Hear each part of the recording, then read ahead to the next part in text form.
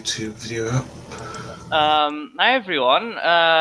This is I thought I'd do more of a relaxed stream today, considering that it's lovely weather and everyone's in a relaxed mood. And I'm actually joined today by John Cooper, who's our special guest, and I've actually put his Twitter in the description. So guys, follow him and all that. And the topics today, we're going to discuss a few things, but the main thing I want to bring up first, as you can see in the title, is what do you call the evening meal, dinner or tea? Where should we start? Who should I start with?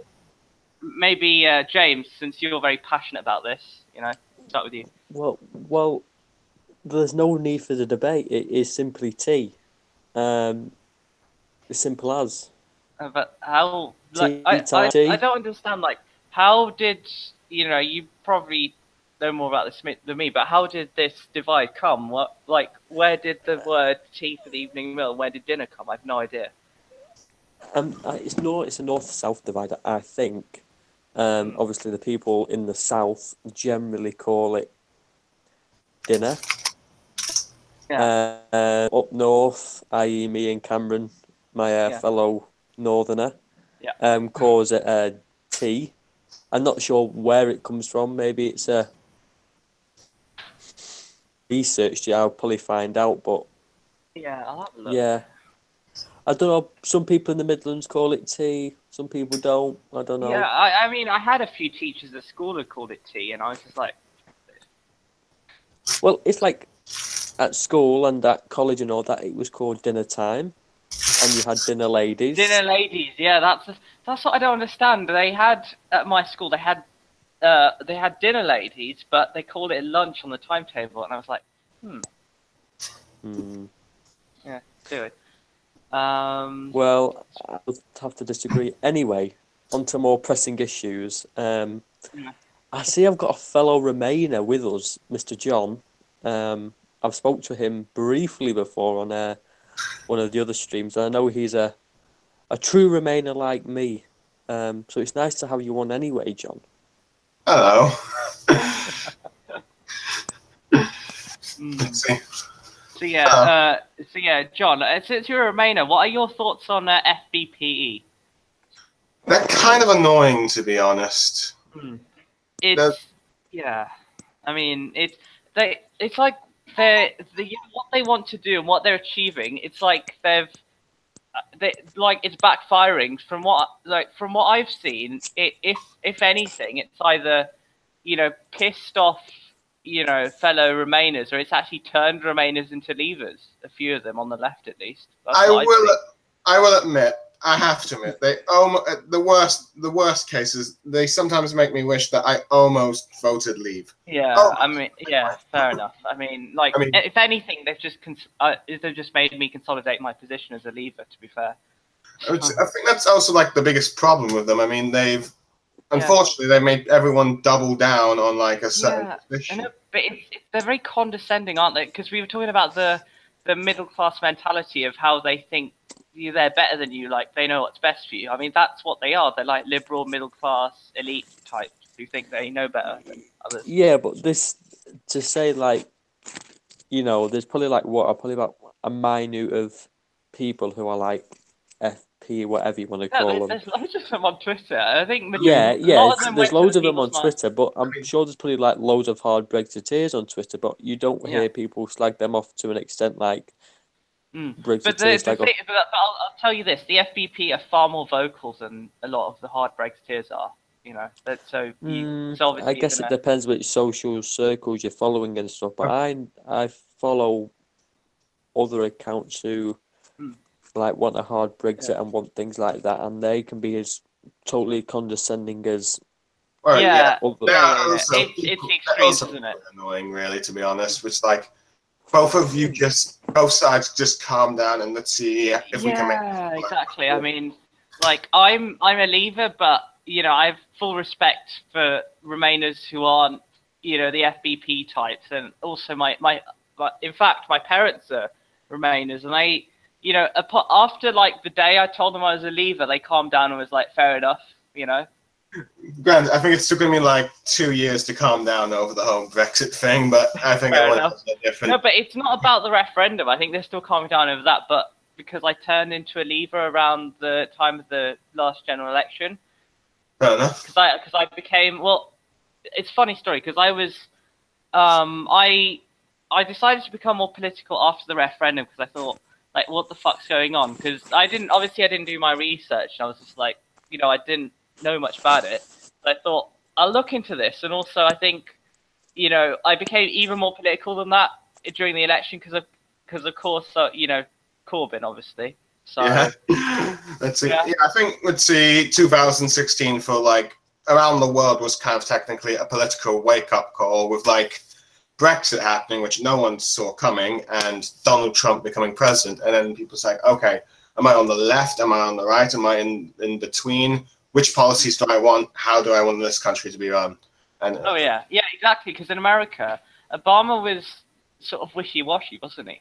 Really? I mean, I was used to be on the Obama hype. I was like, yes, Obama. I broke out of that around election time, actually, when I did. Jimmy Dore. Have you heard of him? I'd quite watch him constantly. Look, granted, it's been a while since I've seen him, but let's see. Yeah, no, because I saw a lot of the stuff that American lefties like him had to say, and I was like, hang on a minute, he's a lot worse than I thought he was.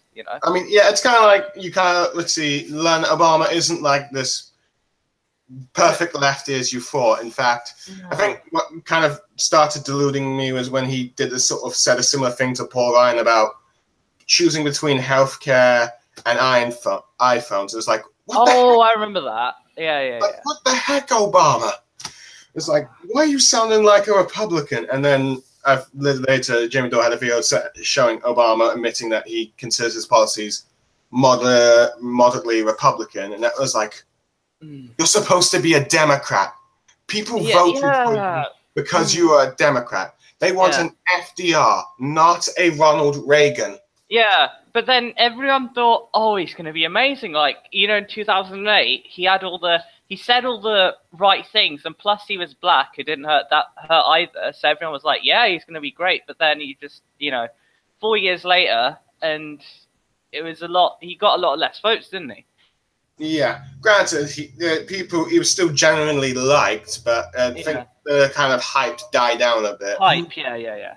I'm not sure what would happen if he ended up running against Donald Trump in like a third term, if that was possible. But I know due to one of the later amendments after FDR, they stuck to 2 terms. But he could have possibly won. I mean, he's still genuinely liked by the public, but I think it'd be a lot more narrow. He's a likable guy, but it's what I tell people about Trump and Obama is, Trump is an ugly face on ugly politics, whereas Obama's like a nice face on ugly politics. It's sort of like, it's not, but people like the person, not, people focus more on the person than the policies a lot of the time.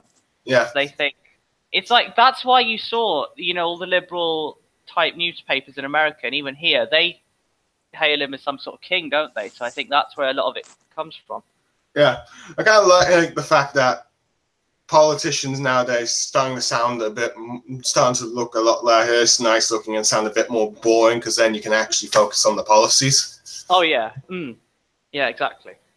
And I'm going to mention Jacob Rees-Mogg. I don't like the guy that much. I mean, apart from Brexit, I don't agree with anything. But at least we know what he stands for. At least he says what he thinks, which I sort of respect. And I think a lot of people from both parties need to do that more. So. Yeah, I mean, I think Corbyn is quite good at being honest. Well, granted, maybe not on regards to Brexit, but then again, if he's a closet leaver, because he was. I'll admit he was put into a sticky situation because he had to make a deal with the Blairites to basically say, because they were going to kick him out before the referendum, so they were like, we'll keep you a bit longer so you can campaign for Remain, but then they kicked him out anyway. Which I thought was a bit. Yeah, they would. Granted, I think they rushed it too soon because that ended up backfiring on their case. Because he got 58% first time, and I think 61 points. The next time, not to mention, I think it was very ugly of how all attempts to try and prevent him from getting into the vote. That kind of angered some of the Corbyn supporters in the party. They just got a bigger mandate. Yeah. And afterwards, which turned out it actually worked for the better since the 2017 election. He did much better than anyone thought. And he nearly became prime minister in like a possibly coalition government, but still. Because apparently he was, I think, 2,000 something votes off being PM or something. Blimey. Yeah. Yeah, and then a side chat. I'm just having a look. Thomas Williams says, at my school and college, we called them lunch ladies and lunchtime. Oh, interesting. Fair enough. I mean, I remember in my primary school, they called them dinner ladies, but let's see. It always confused me, but I figured it's because their meals looked more like dinners and lunch packed lunches, but that's just me. Yeah, did you have, when I was in primary school, it was all packed lunch, but when I was in high school, it was all hot lunch. So same with you, right? Oh, I always had packed lunch, to be honest. Okay. I also have a gluten and dairy-free diet, so I can't really... Oh, okay. Is it health reasons, or...? Yeah, health reasons. Granted, I've kind of eaten a few gluten and dairy-free products over so like... But not massively, because otherwise it causes some reactions, I think, to my body. Oh, yeah, I have a 10-year-old cousin who's allergic to milk and eggs, and it sucks for him because he really wants things like cake, but he can't. Oh yeah, cake. But you can actually have vegan cakes, but I think they bought it for his 10th birthday, but he didn't like it. So I don't know. I'm sure there's a cake for him out there. Yeah, but I mean, you see those sorts of developments especially with what's it called? You know, like the stuff they use to make corn. They do loads of stuff with that, don't they? So they can make different shit with it. So I'm not surprised if they do something similar with cakes, whatever. Okay, fair enough. Vegan cakes are abhorrent. I've tried one, and it's not too bad, but it depends which, where you get it from. I think what we consider vegan-like food. I mean, let's see. Sometimes I have like vegan burgers for gluten and like sausages. Granted, I think the gluten-free sausages are much better, but let's see. And I used to have like these gluten-free chicken stuff they have. Vegan chicken stuff they have, but it had wheat in it, so I couldn't stop. So I had to stop eating them. Oh, okay. I think it was corn. Yeah, it was corn. Corn, yeah. They have loads of stuff like corn, burgers, nuggets, sausages. They have proper meals and everything. Yeah, I mean, vegan food has gotten popular. Yeah, I mean, wasn't there? I think Swiss did a stream with Vohan, and they were talking about how like the amount of vegans is going to be like 7% of the UK soon or something. Fair enough. Yeah. So, I think from previous streams from Captain Swiss, Sticer is never going to go vegan. No, I'm not either. So. I like my steaks and all that. Yeah. Granted, I don't really like how. Yeah. Speaking of Swiss, he's just turned up in the side chat. Hey there. Hello, Captain. If you want to join, then come on. Seriously, if you want to join. My ears are burning. Oh, what happened? Oh, it was you, John. I called him Captain. If you want to hop in, feel free. It's in the links in the bullet chat, so go on. Yeah, I mean, I have a few family members who are actually vegetarian, and I think it's the fact that they originated from India, like a certain part of India that's very vegetarian. Oh yeah, I mean, like that sort of thing, like cultural thing. I think I have one Indian friend from America who's quite vegan and stuff. Oh, vegan, not just vegetarian, actual vegan. Yeah, I think she's vegan. Yeah. Okay. So you get your vegan Indians as well. Oh. Let's see. Did that come out wrong? I hope it was. Did that come out wrong? Never mind. That's all right. But yeah, I mean, it's a lot of the food nowadays. I've seen the videos of have you seen the meat-free, burger patty where it has it's all red and it bleeds and whatever? Have you seen that one? No, I haven't seen that one. It's a bit weird, but I've heard it's supposed to taste quite nice. So. Oh, James feeling sad that Switzy Captain Swiss isn't here. Yeah. Oh, I'm furious that he's calling it lunch. Lunch. I'm not furious that he's not here. Oh, I'm sure. Lunch. Yeah, I had my lunch. One thing. Yeah, I had it just before coming here. Some Stice's views on vegans are summed up by his stream titles: "Vegans are fucking morons of vegan fucktards and politics." Oh yeah, I think I've seen those titles. Granted, I haven't really seen the videos, but let's see. Yeah. But I haven't seen it. It's been a while since I've heard Stice's voice. I mean, he does. He does question time, and he streams. Yeah, I mean, sadly, his Twitter got suspended for. I was gonna ask him about not just to appear on the stream, because I was wondering how he plays back, question time so smoothly and it has sound and everything. So I was gonna ask him how to do that. But then I look on my messages and his message pane isn't there, and I found out that he got banned from Twitter. Did he say? I know he sometimes does the cursing and stuff, but yeah, I think he saw a politician or something. Oh, a politician. That explains a lot. They get offended. Yeah, but to be fair though, he does have some good rants. But I think sometimes you just take it too far on some people. Sometimes it can get personal. But you mean with G Whistler? Oh my god, no! Oh my god, was that on my channel? I think it might have been.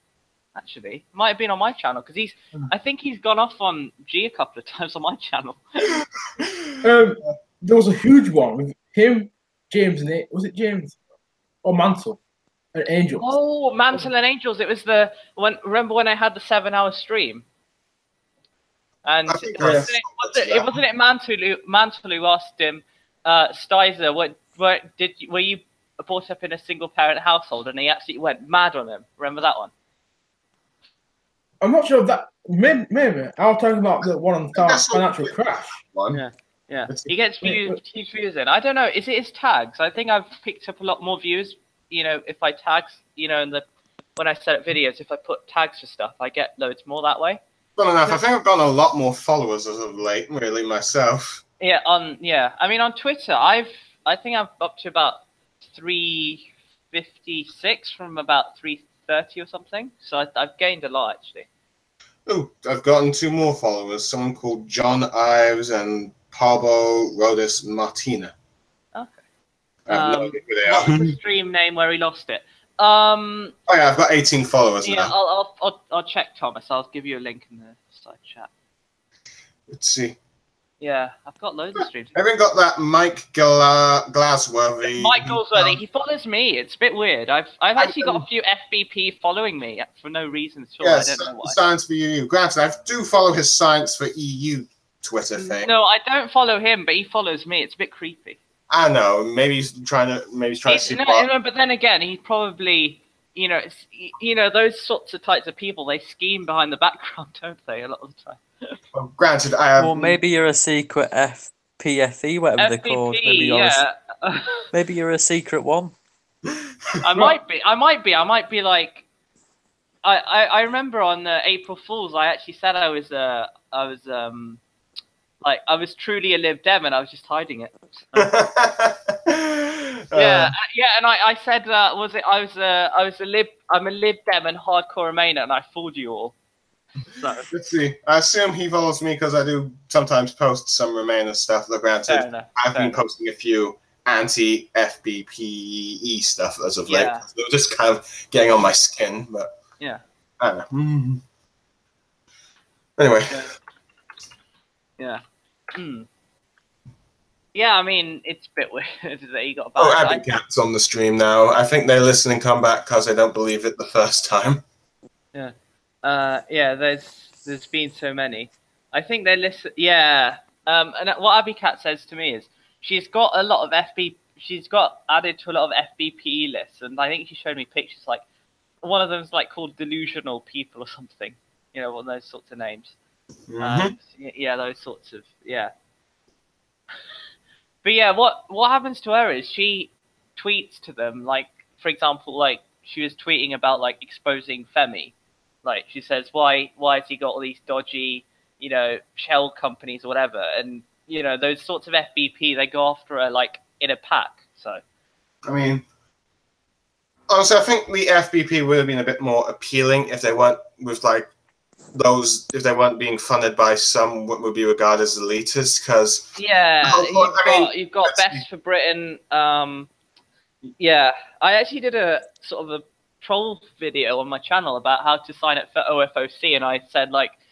I put in the name, I put FBP, OFOC, ABTV, like fucktard 4-year-old or something. I mean, I know one of the reasons why Brexit happened was because they wanted to kick it to what they regarded as the establishment. And I mean, regardless of, but if you have the likes of Tony Blair, Nick Clegg leading your, we must remain. Adonis, Grayling, It's not going to help the cause, really.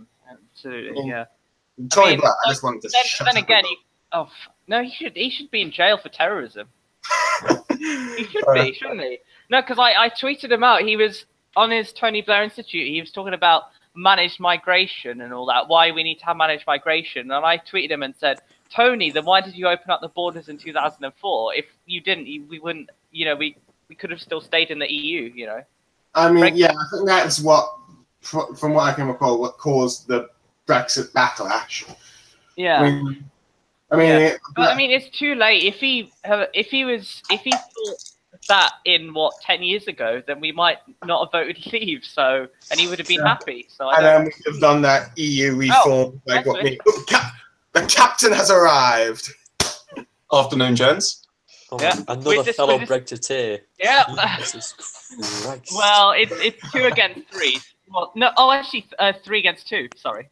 But the other way around. So we're winning. So. I'll be a Remainer if you want for this stream. Yeah. You can be you can be our token FBP or something. Yeah, sure, okay. You didn't know what you were voting for. Brexit is an exercise in Nazi fascist ideology. Yeah. And don't forget, I'm a communist for supporting Corbyn as well. Yeah, Corbyn's a traitor. He should be out here marching with us, not supporting Theresa May's hard Nazi Brexit. Yeah.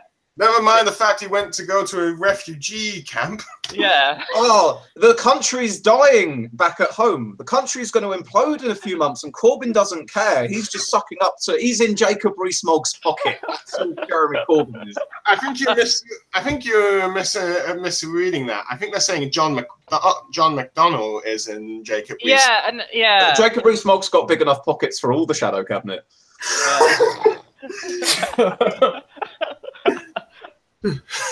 That's good. Jack James in side chat says, question, would a state jobs guarantee be needed post Brexit, and would you back it? Actually, what my view on this is that one of the reasons I support it is that we desperately need state intervention in the economy, especially since we're financial services based, and come the next recession, with or without Brexit, we're fucked either way because of the fact we rely on financial services. So I would actually support that. Well, I would just like to remind you all that Mr. Agent Corbyn said not a single job would be lost after Brexit. So, on to his word, I'll hope he will keep to that word if he does become Prime Minister. Hopefully, but he believes in the state intervention in the economy and all that. So he might, James. You never know. I mean, if he does do that, I think his approval ratings will definitely go up and stuff. Yeah. No, but that's what I've been saying about the polling and all that. I think that the Tories and Labour will be deadlocked at 40-40 exactly until until there's another election or until Brexit's over, because politics it's basically locked into Brexit at the moment, isn't it? Not to mention, most people don't really pay attention to politics until there's a massive election or referendum. Yeah, because they're like, oh wow, this is a big event, let's get involved, that sort of thing. Because they're like, it's true. It's kind of just us saddos in peace chatting about politics, and then everyone else joins in later. I mean, I think my mum's pretty much sick of me talking about socialism and stuff. Oh. Well, again, my parents, I'm probably to the left of my parents politically, but probably to the right of them socially. And they're not. And they're not very political. And I think only when it came to Brexit and the election, they got a bit more involved. But apart from that, no. But they do vote in locals, though. Fair enough. So, let's see. I think, let's see, back when it was like my birthday on the 26th, I promised her I would not talk politics, but when I found out I had the same birthday date as Jeremy Corbyn, I just geeked out. Like, oh, wow. It was like, and she was this proving look, and when it was pointed out that I also have the same initials as Jeremy Corbyn, she was like, oh, even worse, because it was like, where did I go wrong with this boy? Yeah. Corbyn used to be honest, but that has been gone by the board recently. He lies by being silent. I teased her by the fact if she kept her Cooper surname after she's divorced my dad, she would have had the same initials as Alistair Campbell, which he did not like that. Yeah, I love a bit of Alistair Campbell. Oh no, I think when he's not being petty about Brexit too much, he can be all right. But he's all right on stuff like mental health. I give him that. Let's see. But funny enough, I think he's getting in trouble with a lot of people with but look, let's say 100,000 people are protesting, and then people says like, you said not to care when 1 million and the Iraq, because it was like I also said on Twitter. I think I can't remember if I tweeted out to Blair and Campbell, but I said, because they're talking about the marches and stuff, about the fact Corbyn wasn't there. I said to them, I said that if the refugee camps wouldn't be needed if the FBP gods Blair and Campbell hadn't invaded the Middle East. So yeah. Mm-hmm. I think even Nigel Farage kind of said something similar when he was like debating him on that Daily Politics a few days back. Yeah. And Abby Cat says she has gluten-free as well, actually. Yeah, that's the hard thing about Cameron, carry on. The Mount Cross is entirely fabricated by the West. I mean, you can just look where they're coming from. The main country is Libya. If it's coming from Libya, then you ask yourself, who caused it to build in that country? It was us. Yeah. Who made Britain and France. And what I believe when people talk about things like terrorism, they always blame religion first of all. Whereas for me, I think a lot of it is Western imperialism that caused this, because it's Newton's third law. You can't have an action without a reaction, can you? So if you, let's just say for example, I go to someone's house and I basically knock down their house and you beat up their family or whatever. I shouldn't be surprised if they come out and do the same to me. It's a reactionary thing. Well, look, it's not just that. We actually physically created them, right? Thatcher in the 1980s visited Afghanistan to meet the leaders of the Mujahideen, who later became the Taliban and Al Qaeda. Yeah. And then one of the leaders was Bin Laden. We came there, trained them, armed them. He was trained by the CIA, wasn't he? Yes, he was. And in ISIS as well, where we actually indirectly helped them. Yeah, ISIS. It was the Saudi Arabia. Oh yeah, exactly. And also we actually fund the so-called rebel groups that are actually allied with ISIS, which I find a bit weird. Yeah, and we see some bombs in Syria. Yeah. Let's see. Isn't there currently another civil war going on in Libya? Yeah, there's like 4 factions that were, including ISIS, that control that quite a bit of land there. Oh yeah, I remember kind of following the mainstream media in the original Civil War, and I thought the military intervention was a good thing. But when I had a friend from a few years later saying how bad it was, and I've seen the results now, it's this seemed to be a mistake. I think even Obama might have admitted that might have been his biggest mistake during office or something. I'm not sure, but hey. I don't know if it was a slip or something, but Obama says we train ISIS in an interview, so I don't know what that was about. I saw that. I can put links to it in a bit. There's also, I wouldn't be surprised. I wouldn't be surprised, to be perfectly honest. Yeah, and there's Hillary Clinton's reaction to death of Gaddafi. Apparently, she was celebrating and laughing. Yeah. I mean, let's see, back when Reagan was around, he was the one who helped the Taliban and Al Qaeda become the big groups that they were, and that's led to like 9/11 and then Iraq. Yeah. The quote from Hillary Clinton, I think, when she found out was, "We came, we saw, and then he died." And then she let out a nice little chuckle in the middle of the interview. And I've seen that being chopped up into like remixes on YouTube a lot since. Oh, like there's MLG type videos. Yeah. Oh, the best. Absolutely the best. To me, the funniest ones are the ones where they try and make politicians sing the original Pokemon theme song. I haven't seen that one. I might have missed that, but maybe that's a niche that needs exploring. Fair enough, but hey, I would love to see one of Jeremy Corbyn singing the Pokemon's theme song, actually. Yeah. That'd be funny. Yeah. I think it would be... Oh, Jack James is talking about the state intervention.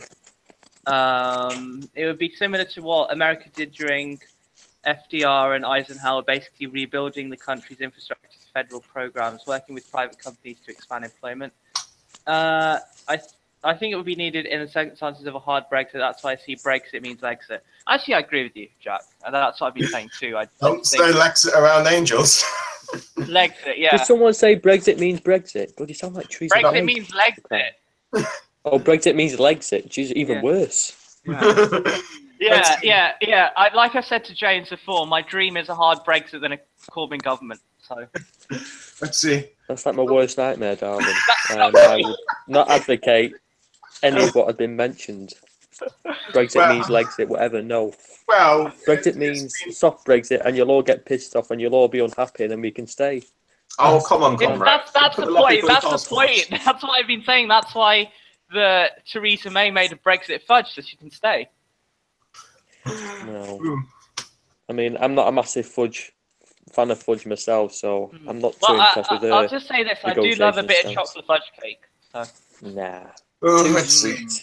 Honestly, I felt like maybe doing like the whole deal in 2 years might have been not a very good. Yeah, and what I think personally is like I could tell that the government weren't serious about Brexit with the fact that they took 9 months to trigger Article 50. They should have done it June 24th, because both David Cameron and Corbyn, for that matter, said people have voted. We should just get on with it, because it's a good idea, because then it would throw off the EU. And first of all, they're thinking, oh, Britain's actually serious. We need to negotiate. Whereas we'd actually negotiate on an even playing field. Whereas the EU, they're trying to, we're both, they're basically fucking us up the arse. Well, that is totally stupid, because, like, no offense, like triggering Article 50 after the day after the referendum with no planning, nothing in place. The markets were like 9 points down after the vote. Yeah. We've been facing a worse disaster than we have now. We would have had no the thing prime is, what minister. they should have done, they should have had a cross-party committee for Brexit. They should have had Labour, Conservative, Lib Dem, SNP, whatever. They should have had that. But then you'd have had a soft itself. Brexit. But then you'd have had like a soft Brexit, and then you wouldn't have been pleased with that either. Oh, by the way, guys, our Angels has arrived in the chat stream. Hello, Angels. I heard the change. The subject between ISIS. In the side chat. Okay. Oh, is that? Okay. It's bogus self-employment, and groups that were classified as unemployed have been taken off the count. Adam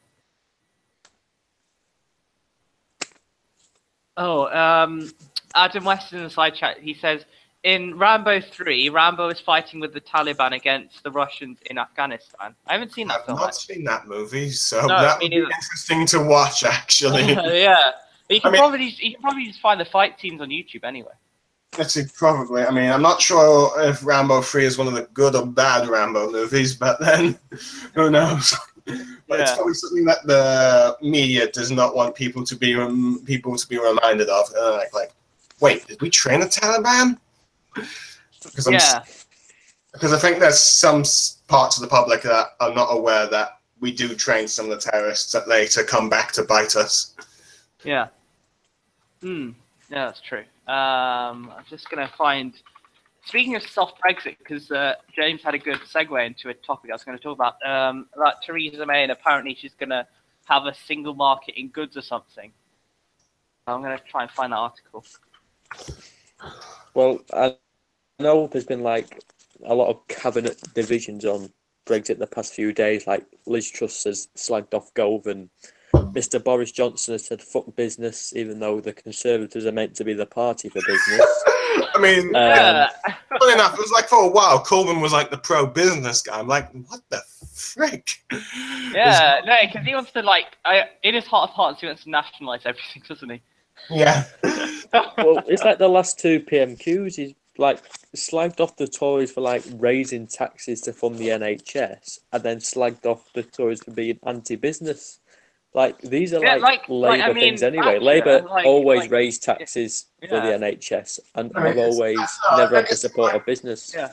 I mean, it's like he's been put in a position like, wait, how can I do the PMQs now? I mean, because let's see, I know because from what I can tell, he has his good PMQs and he has his bad ones. At least from what I can see.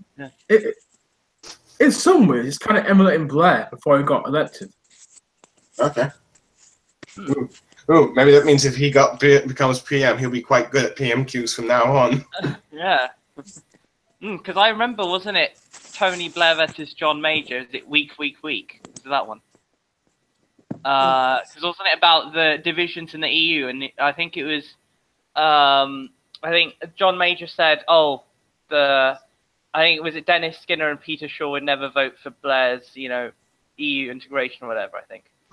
Mm-hmm. Yeah, and Tony Blair said, well, at least I can lead my party, he follows his. And it was like, that's as much as like dissing as it gets in Parliament. Everyone was up in arms about it. But to be fair to Tony Blair, even though he had his many critics, he was a good auditor in PMQ. Oh, he was, and he did. I don't like the guy, but I respect him for his, I feel like if he was like just a one-term prime minister, people would remember him fondly. But because the Good Friday Agreement, the minimum wage, that kind of stuff. I mean, Major did most of the Good Friday stuff. Blair stole the credit. Yeah, well, that's a clever politician for you, I guess. But he was. Let's see, but unfortunately, second term, everyone just ended up hating him by the end of it. Yeah. Because I think a lot of it, he started to fall a bit at the end of his first term, and I think Iraq was sort of the nail in the coffin, really. Mm-hmm. Because I remember that the 2001 election was something like a 59% turnout, so it's like stupidly low. Fair enough. And he still got in with like a thumping majority of like 160 odd, didn't he? Oh yeah. Yeah, but like in today's election, like into the election just gone, if he had that many votes, he wouldn't get a majority. Yeah, but political times are different now. It's gone back to two parties. Yeah, exactly. Yeah. The Lib Dems, like in 2010, I remember they were actually doing quite well in the polls. They were. Yeah. The Clegg-olution, they called it, or Clegg-mania. Yeah, Clegg-mania, that was the one. Clegg-mania. Let's see. Good old Nick Clegg. Let's see. Oh yeah. Unfortunately, let's see. Yes, he was the kingmaker. Unfortunately, Cameron ended up winning more seats. He coalition with them, and the rest was history. Oh yeah, and also I've heard one of the reasons for him actually like developing the plan for an EU referendum was he thought that he could, he would get into bed with the Lib Dems again, and he wouldn't even need to call the bloody thing. Hi guys. Hi Angels. Angels has arrived. Yeah, I'm like fashionably late as per. I felt like the stream needed a little bit more centrism. Yeah, well, the centrist pact is complete. You'll have four lefties here. We had a bit of a Brexit sausage fest going on, I guess. Yeah. Well, actually, where it's an exact 50-50 split between Brexit and Remain now. So interesting. A bit like the country. Yeah. Remember, I'm like voted Remain. Oh yeah. Yeah, but to keep in mind, John isn't like as hardcore as you guys. So it's like at this point, I just wanted to get it over and done with. Yeah, exactly. That's what. Same with That's what I want to do, because like that's why I might spoil my ballot paper the next election if it's before 2019. In fact, because well, that's just pointless. let's see. I don't think anyone should spoil their vote or like say. Let's see. Either vote. Let's see. Who do you think is the best party, or vote tactically? Really, like which party do you not? Like in my seat at home and my seat here, they're gonna get Labour anyway. So I might as well spoil it. So, but if it's after 2019, then Corbyn all the way. But granted, I hope that everyone in Theresa May's constituency will vote for Lord Buckethead the next time. Buckethead, yeah. I remember it was, and also was it Tim Farron and the fish finger? That was the other one. Yeah. I know. I looked at that Wikipedia page, the Tories nearly won that seat, but yeah. Yeah, well, didn't he get in by like a majority of like 300 or something? Something like that. So depending on what happens in the election. I know Amber Rudd got a majority of like 250 or something ridiculous. Yeah, I think she's gonna get voted out next election. Yeah, definitely. Because the whole Windrush thing. They actually think it's possible that Boris Johnson get a seat. Please get rid of Boris Johnson. Oh God, please, yeah. Please. Oh. He's been an embarrassment for this country. No, God. I mean, it's the only reason people liked him because he said funny things when he was mayor. Yeah, that's why some of my friends originally liked him, and I was convinced he might have made a good PM after Cameron for the time back when I was voting Tory kind of thing, or thought the Tories were okay, but wasn't that the stage. Yeah. So how long have you been like? When was your first election that you voted in then? I voted in 2015. Oh, so when did you become eligible? Which year? Let's see. When did I become a what? Like eligible to vote? Like let's see. I was born in 1994. Let's see. I think 2014 was when I was 18. 2014, yeah. So it's only, let's see. Yeah, so 2015 EU referendum, 2016, yeah. Yeah, that's when I was able to vote. Let's see. Due to the fact that my mom's a Conservative, she usually kind of influenced me on, because parents do influence their children. I'll tell you this. I'm actually the only Leaver in my family when it comes to Brexit. So they no longer, my parents no longer influence my politics. I just try and keep my mouth shut because it might piss my family's all over the place. The place when it comes to political. Some of the ones, and let's see, I'm probably the only one that's in England that is Labour guaranteed for most part. Let's see, my mum and my aunt and uncle are Conservatives in Wales. Let's see, I know that some sections of the family there are Labour supporters because I think one of my uncles was a coal miner, and you know what happened. Oh yeah. Thatcher and stuff. Oh yeah. And in Scotland, I think most of my relatives are SNP, maybe with a few of the younger ones, maybe possibly being Labour. Oh, that's interesting. So you've got a mix. Yeah. I think most of my family are Labour. I think a couple might be Lib Dem, but I think they're all Remainers. I think my brother might have jokingly said he was going to vote Lib Dem during the 2017 election. Oh, I'll tell you this. My mum actually voted Lib Dem in 2010. I mean, he didn't really do it because I didn't think he'd get his postal vote or something like that. Yeah. So he ended up in voting. It's kind of similar with Brexit. I mean, he was going to vote, but it didn't happen. Yeah. I think he would have voted Remain. Yeah. I've heard a lot of people on the left actually. A lot of them actually abstained during the referendum, and they said nowadays with the FBP and all that, they probably vote Leave in a second referendum. So let's see, possibly. I mean, let's see. Yeah. Let's see. I know do you think we'll have a second ref? This is the question. Do you think we'll have one? I don't know. Let's see. Hopefully not. It really depends. I could possibly see one if general election happens. If the general election happens before Brexit, and the Tories end up forced, or the Tories or Labour end up to force a coalition with the Lib Dems, maybe. But other than that, I don't see one happening. Yeah. Yeah, I think although the people arguing for a second referendum are obviously incredibly vocal, I don't think they make up enough. They don't have enough popular support in the country at the moment to really be able to push that agenda right now. But what John said, I think, is right, though. I think the best chance for a second referendum would be if the Lib Dems or the SNP or someone held the balance of power after an early election. Because that would probably be one of their red lines.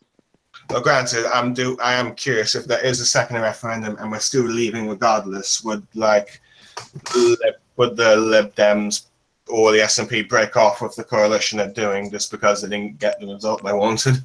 Yeah, I mean, that'd be funny, to be honest. I mean, would they really cause chaos again for another election? The Lib Dems would go, all right, you've had best 2 out of 3. How about best 3 out of 5? Come on. Another vote. Let's do it. You didn't know what you were voting for this time. We spotted one. There was a lie in one of them newspapers somewhere. I'm sure we can dig it up. Let's do the thing again, guys. Yeah. Probably doesn't help that some of the stuff that the more Leave politicians like Nigel Farage said, like, if there's like a 52 to 48 Remain, we should have another referendum in a few years' time or something. Yeah, no, well if it was me, I'd just say I'd suck it up and accept we're fucked. So there we are. I mean, I can possibly see maybe like another. Let's see, if we do leave, a possible referendum to rejoin in like 5 or 10 years in like an electoral cycle. Yeah. If it really is that bad leaving, but let's see. From the looks of it, it seems to be, but it doesn't seem to be happening anytime soon. Yeah. Where's Angel's gone? Oh, I don't know. Did it become too left-wing for her, or too leaning? Too leaning? I think we were talking about Brexit, and she probably just started pulling her hair out or something. Yeah. Did she say be right back on the stream or something? No, she hasn't said anything on the side chat either. So. Oh, okay. Yeah. Yeah. It's like the only centrist again, James. Yeah. Oh, lonely centrist. I'm used to being lonely and being a centrist. There's not many of us around. Yeah. You're an endangered species at the moment. Yeah. No, I said what we should do with when Corbyn gets in. They should put Angels and James into a museum.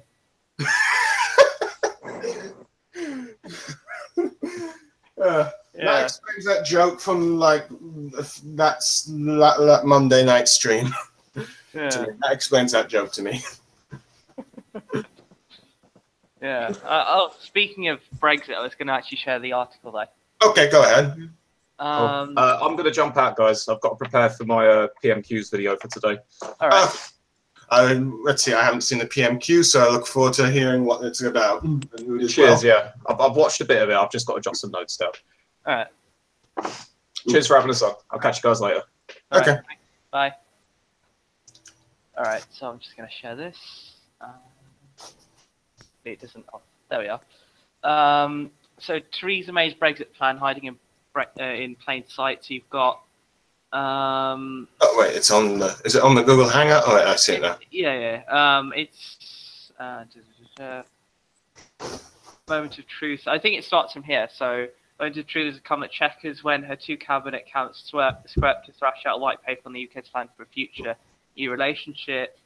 We're confident that Mrs May will stick to a promise to take Britain out of the single market and customs union, take back control of the laws, borders, money. Ground is slowly shifting. And Jacob Rees-Mogg says he feels like toads being boiled in water, apparently. Okay. The evidence suggests Mrs May wants to keep Britain in a tight customs relationship with the EU and something that looks suspiciously like a single market for industrial goods. Services and financial services will be covered by looser agreements. Some fear this will end up with European Court of Justice rulings over the goods sector, crossing out one of Mrs May's red lines as possible payments to the EU budget. Irish backstop question. The backstop will become the front stop, especially since Mrs May's cabinet is still squabbling over 2 alternative customs solutions, both of which have the disadvantage of having been already scorned by Brussels. Mrs May's allies say the Chequers summit is likely to come down in favour of a variant of the so-called maximum facilitation customs proposal, which should use technology and trusted trader schemes and to minimise disruption at the Irish border, but not remove it altogether. It won't run, and there isn't a single supporter of it in the EU, and they will never likely agree it. Sir Ivan Rogers, Britain's former ambassador to the EU, told an FD conference this month. Max, okay, if anything else says. Yeah. Prime Minister is edging towards something that looks much like single market industrial goods to counter the need for regulatory checks at the Irish border or any Britain's ports after Brexit. It's a proposal under current consideration, says Charles Grant, Director of the Centre for European Reform. He wonders whether Mr. Johnson and fellow Eurosceptics might quit rather than swallow it. Yeah. Oh, yeah, Greg Clark, another one who is quite vocal about this. He says, a little notice announcement that Britain would seek to remain part of the European standard systems, reacting suggestions from Liam Fox, the pro-Brexit Trade Secretary, that the UK might be better off aligning with the US. Look, I think that might be it. I think it's just a repeat. Yeah. So that was just talking about checkers mainly. What would happen? So what do you guys think would happen when the crunch meeting happens? I'm not sure. I think there will be like a semi-soft Brexit. I think that's what would happen. I don't know. Well, I think soft Brexit was probably going to be the guaranteed path that was going to eventually happen since the 2017 election. She'd failed to get her mandate. Instead, it ended up just increasing Labour and to an extent the Lib Dems a little bit. So let's see, the case for a hard Brexit in some ways did kind of... But I just think she didn't want it in the first place. I think she was just saying it to get votes. Mm-hmm. And I mean, she's a Remainer at heart, so I don't think she would want to leave in the first place. Fair enough. So, yeah. I mean, it's like with the government and the opposition. You've got a Remainer Prime Minister leading a Brexit party, and you've got a Brexiteer opposition leader leading a Remain party. It's a bit weird, isn't it? And yeah, it is kind of weird in a sense. Yeah. Just looking at the side chat. So Abby Cat has to just pop off. I do recall Nigel Farage saying that Corbyn at one point was being held hostage by his party and stuff. Yeah, I mean, he still is, to be fair. Not just on Brexit, but on a few issues. Oh, yeah. Yeah. Brexit and Corbyn were never supposed to happen by the establishment. Exactly. But unfortunately, due to their own arrogance, it ended up happening. Yeah. It's kind of like the similar status with Trump. He was never supposed to happen. Brexit, Trump, Corbyn. Like, what would happen next? And then obviously we had, 5-star in Italy as well. But see, granted, the one thing that's probably gone the establishment's way is Macron. Macron, yeah.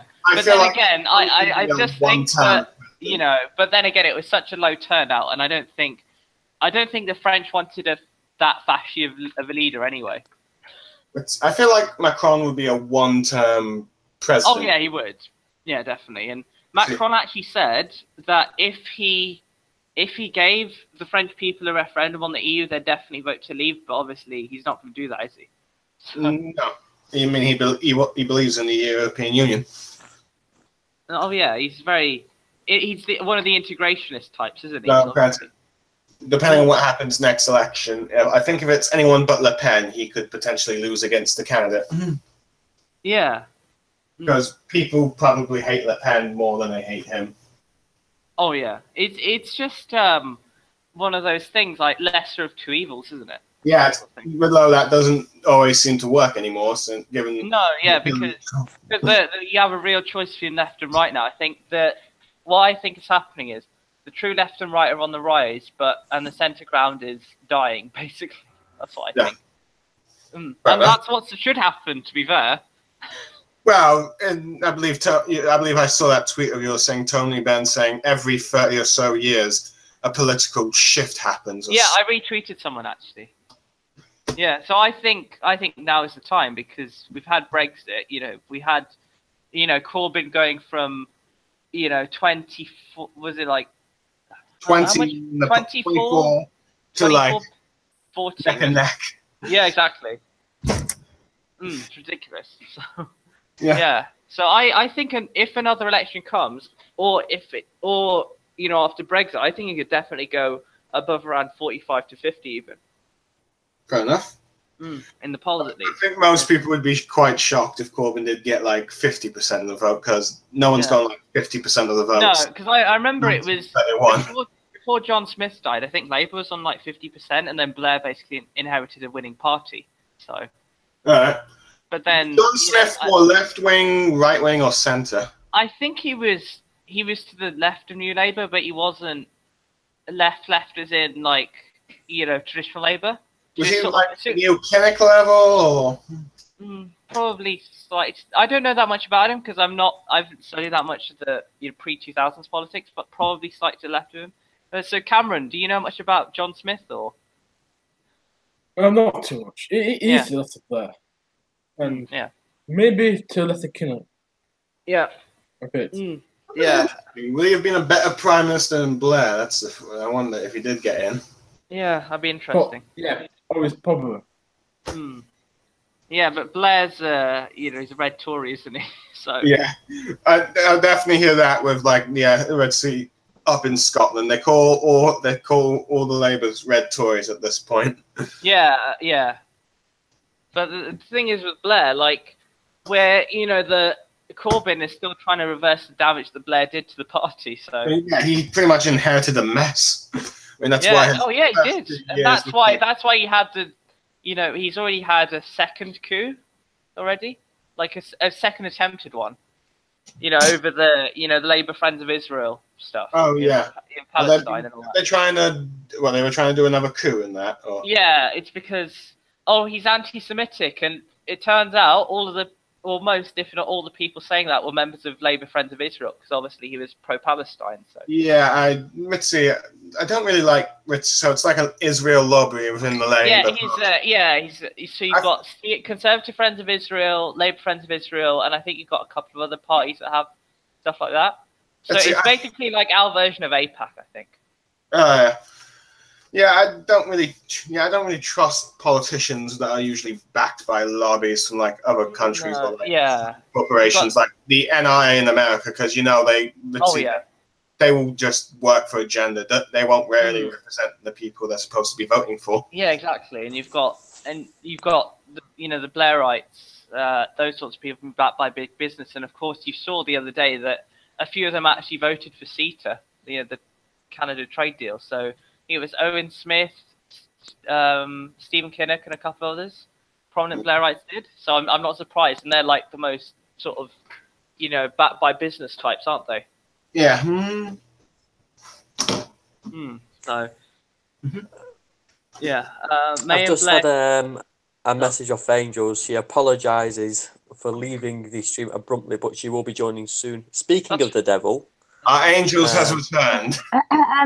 Can I just say, I think the Russians are fucking with my internet. Well, they are. You're not shilling for Brexit and Comrade Corbyn, so you need to. But I don't want the Russians to fuck with my internet. I was like just raging at the router. The heat is distressing enough, and I'm losing my voice. Oh. Poor centrist. Sorry about that outburst. Carry on. Right. What were you talking about? No, we were just talking about Corbyn inheriting a broken Labour Party, basically. Well, but you mean like what? Because of the Blairites, probably. Is it FBP and Blairites' fault? Ask him. It's Blairites at the moment. We aren't making fun of the FBP for a while, actually. What? What's going on? I mean, has it been more than 5 minutes? It's been a good. Well, I've been streaming for 58 minutes, so I think it's been a good half an hour to 40 minutes or something. That's crazy. Why were we? Sorry, what? Oh no! It's the Russians again. Yeah. She went a bit centrist spot. Yeah. Oh, centrist bot. Oh, fucking hell! My internet's been like this. Who knows? Maybe Captain Swiss has done something to it, because after all, he's apparently a Russian spy. Yeah. He is a Russian spy, but apparently, according to our media, everyone's a Russian spy nowadays. Oh yeah. It's like, honestly, at this point, I just don't believe anything that people say about Russia at this point, because it's like the boy who cried wolf, but with Russia. Oh yeah, it's what have you got? That applies to lots of things like racism, anti-Semitism, Russia, like all those sorts of things. I mean, if you go on about it, people just, some people will believe it, others will just shut up about it. And in some ways doesn't help the problem, because when something like that seriously does happen, you know, Russia does this, or there is something seriously anti-Semitic, people won't believe it. Yeah, exactly. I think it's kind of like how Jimmy Dore said with like how the Hillary used like the racism and sexism card against any other candidate against her, but then when finally it came to Trump, nobody cared. Yeah. Do you know why using Russia? There's two big reasons behind it. The first reason, because it's a good bogeyman. Because you remember the Reds under the bed. Most people remember. A lot of people like remember the Soviet Union. Next thing after that is that Russia currently opposes Western foreign policy, particularly in the Middle East. They're acting completely against what the West wants. Yeah, because they support Syria and Iran and a couple of other countries, don't they? Yes, and but Russia is not doing what the Americans want. Is that, or should I say the neocons, especially in Ukraine, which where they push back against that coup, what's more fun about it, actually, by NATO and the European Union. You have is a Russian state who's acting is powerful enough to stand on its 2 feet, who's acting against the interest of the NATO and the West, which is why it's hated. Oh, sorry. Pokemon Go. I just recently caught my Regice yesterday. Oh no, I haven't played that game. I just remember last year Pokemon Go Fest and the shit show that was. I'm going out to play it in a bit. Oh, at least you're getting the fresh air. Have you got your Regice yet? Have you got your Regice yet, Angels? Have I got my what? Sorry. Your Regice. No, I don't, but I want to. I'm going to go out and play it today, but my internet's fucking up at the moment, so I'm just going to try and re-log in and then. Fair enough. Yeah. Yeah. Speaking of fresh air, I actually made the joke on Twitter about the People's Vote March. The one good thing that came out of the march is that the FBP got off Twitter and got some fresh air and exercise. Yeah, I saw that. It was kind of funny. I mean, are you still trolling FBPE on Twitter every 5 minutes? Well, not as much, because they've died down a bit, because they realised, we're actually turning left-wingers into either abstainers or leavers. So yeah, exactly. So they're it's backfiring. Well, I can't bother with the FBP anymore. When I talk and say just ridiculous things. I mean, one tried to propose an argument that calling some massive misogynist. What? Someone called Corbyn pro-white. Pro-white. He hated the mixed race people. He said that to me into my face.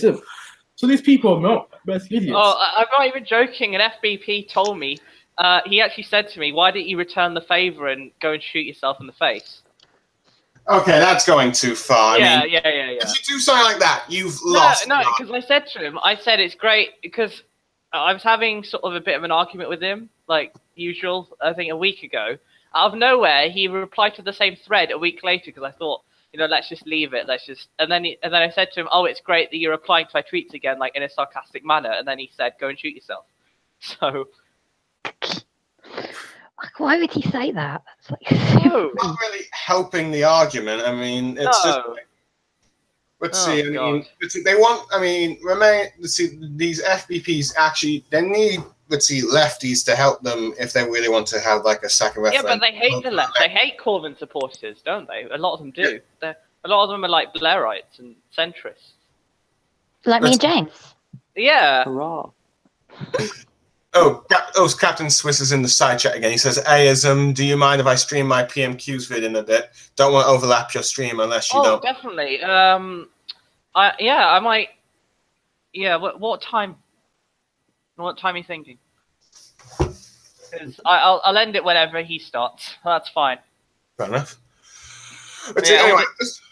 Anyway, I was thinking of showing this. I was wondering if you could talk about this article I've kind of found. Let's see. Yeah, sure. If I can. Guardian. Let's see. I was probably planning on saving this for Captain Smith's channel. I can pin you, and then you can share it on your device if you want. I'm just posting it on the Google Hangouts bit. Oh, that's fine.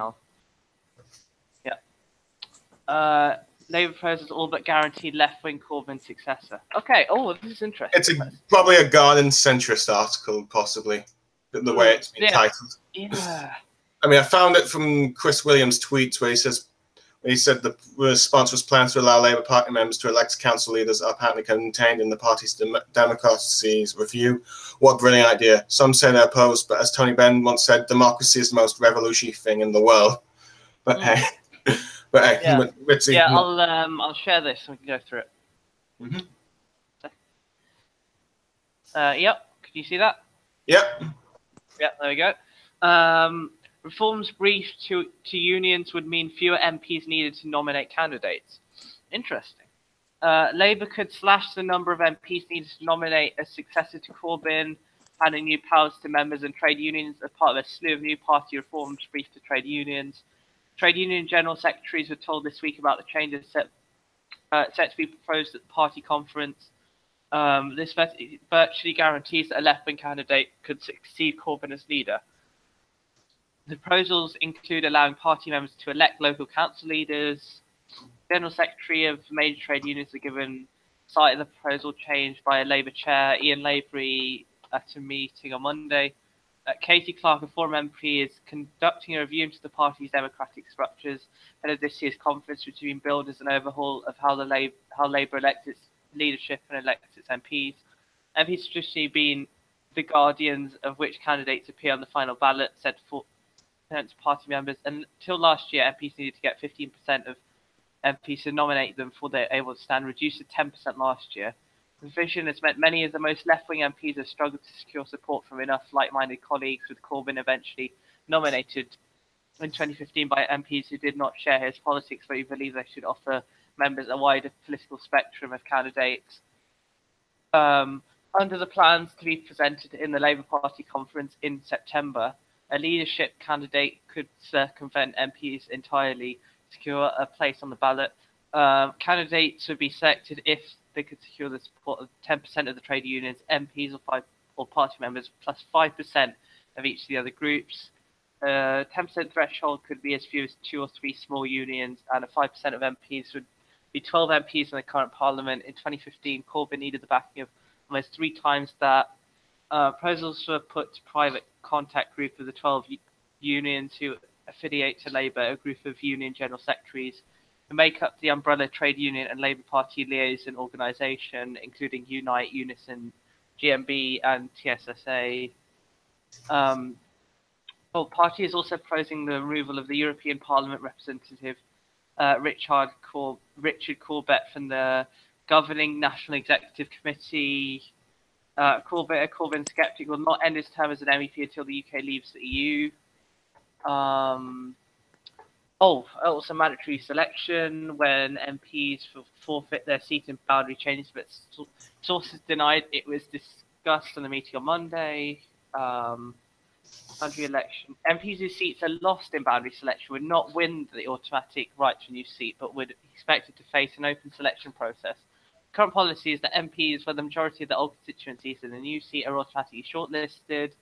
The government's proposed boundary changes authored before the last election could affect more than 200 MPs and 30 Labour seats.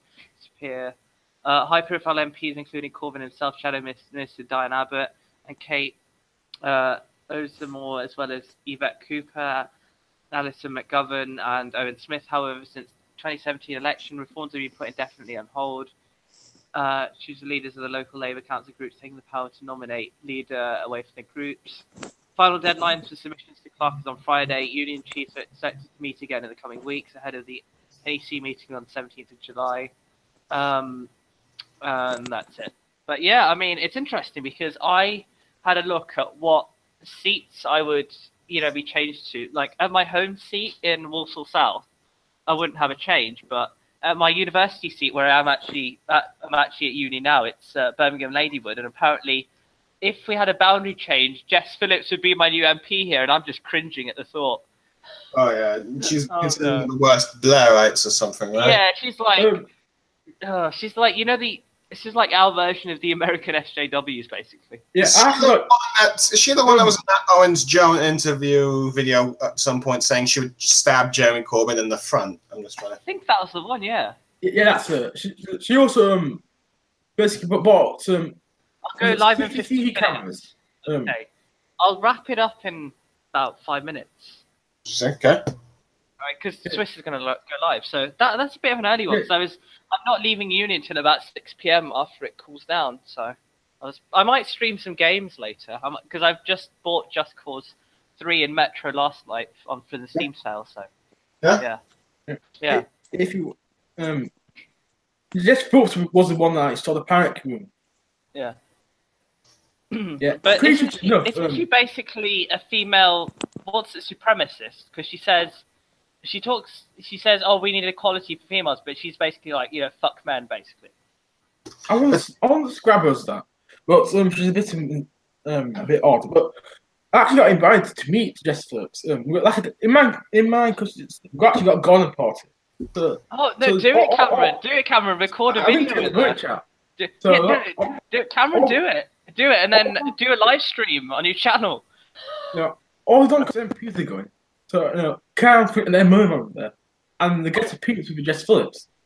So I mean, it cost me £12 if you wanted to go and see him. £12. Do it, Cameron, and then we can, do a live stream on your channel, or do a video or something. Yeah, and you could go up to her and say, "I'm a Corbynite and a Brexiteer. Deal with it." I dare you to do that.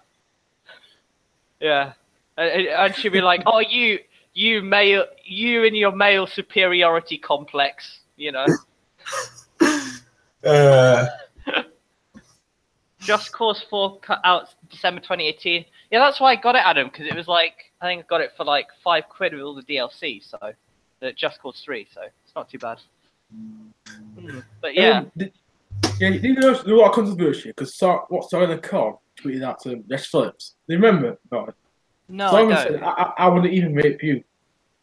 Oh, it looks like our centrists have left the chat. Yay! Oh, it looks like we might have been ignoring them too much. Ooh. But I mean, that's a policy of centrists, isn't it? That's what you should do. Oh boy. Yeah. That'll be interesting to... Oh boy, yeah. Next half of Angels will be interesting. Yeah, I just go off a second. I just grab my phone because I just need to see when Swiss sent that message. Because then I Fair enough. 15 minutes. So just a second. Ooh. That was only like a minute or two ago. Oh, but yeah, honestly, this whole men-hating feminist thing doesn't really do feminism much. Yeah, exactly. You've got the SJWs in America, and you've got the third-way feminists, haven't you?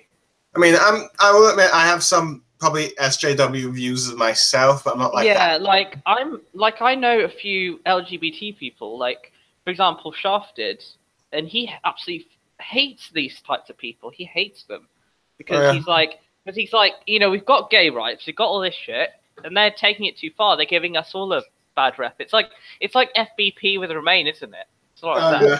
What's his name now? That half-beat British guy in America. Mallow. I can't tell his second name. I can't pronounce it. But yeah. First is Mallow, and he's basically alt-right. If you heard of him, he's gay as well. All he does is talk about SJWs all day. Yeah. And also... Yeah, sorry, Karen. I was just going to say that the one of my co-presenters, actually, Calvin, he's actually very busy at the moment because he's got uni work and shit. He's gay as well, but he's very anti. Like, he hasn't, like, I was talking to him and George because we have our own chat, and he was saying, I'm actually very anti SJW and, that. And he said, I'm actually a bit socially conservative. And George was like, don't tell that to your groups, Calvin, because he's part of all those liberal type groups. So, I'm surprised, a lot of people who are... I mean, granted, I do feel like Britsy, graphically, the whole country is moving more socially to the left. I mean, I think it's even affected the Conservatives to an extent. Yeah. I mean, it's during like Cameron's government that gays were finally allowed to get married. Yeah, and and also with immigration, Cameron was pretty much, he was open borders, wasn't he, basically? Yeah. Well, I think Cameron's basically the Conservative Party's Blair. That's the point. That's the point. This is why I thought Cameron was alright, because leadership, when he was his leadership election in 2005, he basically copied Blair, even like some of his phrases and whatnot. Oh, yeah. The Tories' answer to Tony Blair. Give us a David Cameron. Yeah. Let's see. Also, I'm thinking that the answer to Jeremy Corbyn is a Jacob Rees-Mogg, but but then again, it's true left and right, or the centre, isn't it? So. Yeah. It really depends on how the centrists would vote, really, I guess, or those who consider themselves moderate, I guess. Oh, moderate! I hate that word.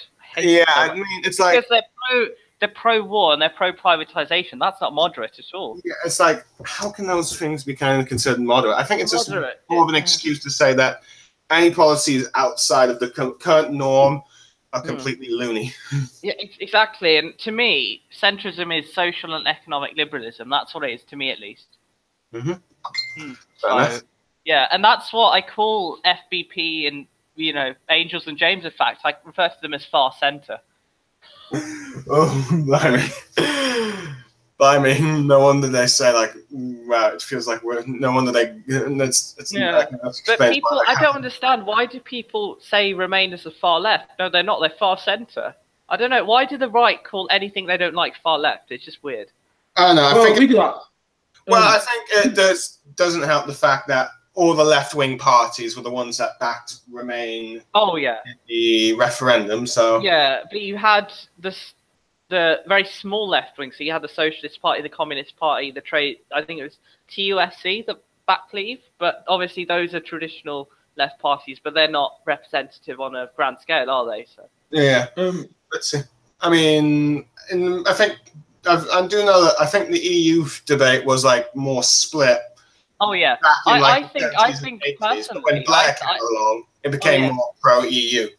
Yeah. Oh yeah. The party was it was actually a Eurosceptic party until around late '80s actually, and it was actually Clement Attlee said we shouldn't have joined.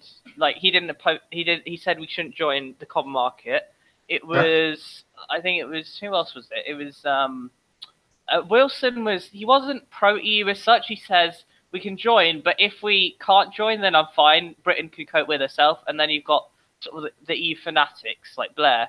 And actually Kinnock, he was actually a Eurosceptic, but then obviously he became the commissioner, didn't he? And obviously he pro-EU lord in the end. Yeah, I remember how someone was saying Tony Blair wishes to become president of Europe. Oh, he probably and Blair. Well, he was Blair. What I find weird about Blair was he was masquerading as a socialist and Eurosceptic to become Labour leader, wasn't he? Oh yeah. Fair enough. Blair, but it would be a bit interesting if Labour still was like a Eurosceptic party, because then it'd be a very different demographic vote thing. And I was talking to Cameron about this, and if Corbyn was Leader and Labour was more Eurosceptic, I think a lot of the young would voted Leave. Yes, a lot of people voted Remain because Corbyn voted Remain. He didn't vote Remain. He said he'd support Remain. So secretly in the ballot voted Leave, but let's see. Yeah. No, I seriously think that Corbyn and McDonnell voted Leave. I seriously think that. Right, it's not too far-fetched that Labour could have came a portion of Leave. George Galloway actually seen as potential leadership material before he got kicked out. I mean, I do know he said that he has no idea how his shadow cabinet voted in the entire referendum, so they could have gone either way. Yeah. I mean, yeah. Oh, Adam West saying most of the Tory voted against gay marriage, and it got passed because of the Labour vote for gay marriage. Yeah. Oh yeah, I remember how, when Cameron was leaving, Corbyn only complimented Cameron on 2 achievements, but pointed out that one of them could only have happened because of Labour or something. Yeah. In a Guardian article. And does anyone remember the 2007? Was it leadership contest in Labour after Blair? Oh, it was. Didn't McDonnell run for it? Oh yeah, he was I think he was trying to become leader during. Yeah, it was. Yeah. Unfortunately, he only got like 26 of the MPs to back him, and all the rest voted for Brown. Brown, yeah. Yes, it was McDonnell versus Brown. Now, what's interesting is, if McDonnell got the MPs to back him, what would have happened? I mean, there's a couple of things has to come up with. McDonnell is like Corbyn, basically, towards the new skepticism. Oh yeah. McDonnell, during the Blair lead, he always created an alternative budget to the Blair government. So basically, if he came leader, the country would be very different. I mean, The final was a crash prevention. Yeah, the crash. Exactly. Got in mind. It would have been interesting because if McDonald probably got leadership and he prevented the stuff that Gordon Brown did that created the crash here in the UK, it probably might have. Let's see, and he did successfully. It might have ended up with like another Labour government for 2010. Oh yeah, and also, you know, I remember, didn't Brown like sell off all the gold as well? Yeah, he did. Yeah, I think that's what my aunt said. It was undervalued as well. Undervalued. Because I remember was it Daniel Hannan who did that speech in like 2008 or something, and he was like an A-level economics student would understand what he did was stupid. The things that Gordon Brown did. Firstly, it was undervalued. Secondly, we can't bring like the gold standard with ease. Oh, Adam West saying, and that's why most gays support Tory because of gay marriage. Really? Really? Oh, I didn't know that most gays in the country supported Tory. I thought they'd be put off by Jacob Rees-Mogg. I don't know, but you never know. I think there probably is a few socially conservative gay people, which I think Milo Yiannopoulos is like the biggest example. I mean, I know I've definitely seen right wingers use him as the excuse, saying, "See, we're not anti-homo" or that kind of stuff.